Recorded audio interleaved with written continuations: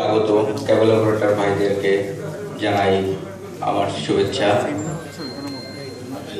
আসলে আমার এবছরও মনে হয় আশা হতো না, আমি আজকে এসেছি গতকালকে ভিসা পেয়ে। প্রথমে ধন্যবাদ জানাতে হয়, না বললে আমার কাছে খুব খারাপ লেগে যাবে যে আমার পাসপোর্টটা একটু সমস্যা হয়ে গেছিল, সেটার জন্য আমার বড় ভাই, বর্ণ ভাই, ছোটন ভাই এবং ইউসিএস এর নাসিম ভাই সহ তারা চেষ্টা করে আমাকে ভিসা করানোর ব্যাপারে যথেষ্ট চেষ্টা করেছে এবং আপ্রাণভাবে আমাকে বিভিন্ন সময় সহযোগিতা করে আমি ভিসাটা নিয়ে আসতে পেরে আপনাদের মাঝে কিছু কথা বলতে পাচ্ছি, এই জন্য আনন্দিত আমি।